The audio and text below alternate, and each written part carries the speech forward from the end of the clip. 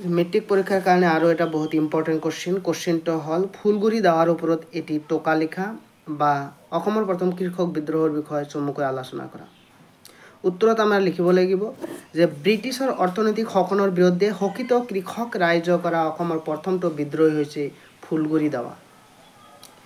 নগাঁও জিলাৰ ফুলগুৰি আছিল তিৱা জনবসতিপূৰ্ণ এখন গাঁও, য'ত জনসাধাৰণে আফু খেতি বৃহৎ পৰিমাণৰ কৰিছিল আৰু ইয়াৰ দ্বাৰাই তেওঁলোকৰ জীৱন নিৰ্বাহ কৰিছিল।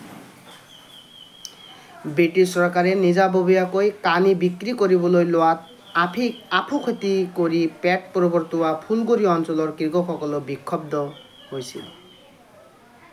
1861 চনত ব্ৰিটিছ চৰকাৰে আফু খেতি কৰিবলৈ বন্ধ কৰাত কৃষকসকলে অসন্তুষ্ট হৈ পৰে, কিয়নো চৰকাৰে কানিৰ প্ৰচলন বন্ধ কৰা নাছিল আৰু খবৰত ওলাইছিল পাণ আৰু তামোলৰ ওপৰত কৰ আৰোপ কৰা হ'ব।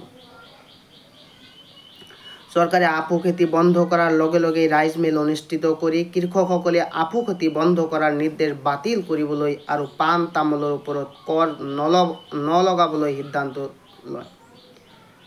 সেই সময়ত নগাঁৱৰ উপায়ুক্ত আছিল হাৰ্বাৰ্ট স্কন্স। ৰাইজৰ প্ৰতি সঁহাৰি নজনাই বেয়া ব্যৱহাৰহে কৰিলে, কিন্তু হাৰ্বাৰ্ট স্কন্স বানানটো অলপ ভুল হৈ গ'ল। তাৰ প্ৰতিবাদত ৰাইজে 15 অক্টোবৰৰ পৰা 4 দিন ধৰি ফুলগুৰিত ৰাইজমেল অনুষ্ঠিত কৰিছিল।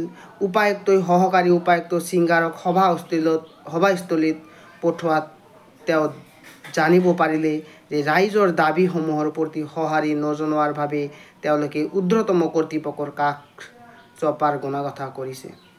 এই কথাত উত্তেজিত হৈ ছিংগাৰে প্ৰতিবাদী ৰাইজক সেই স্থান এৰিবলৈ কোৱাৰ লগতে হাতৰ পৰা লাঠিবোৰ কাঢ়ি নিবলৈ পুলিচ বাহিনীক নিৰ্দেশ দিলে।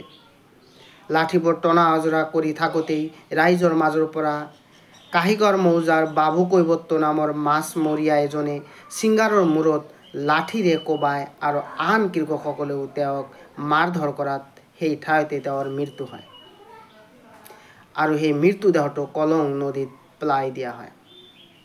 তেতিয়া ছিংগাৰৰ লগত যোৱা পুলিচ বাহিনী ভয়তে পলাই পত্ৰং দিয়ে আৰু এই ঘটনাকে ইতিহাসৰ পাতত ফুলগুৰি দাৱা বুলি কোৱা হয়।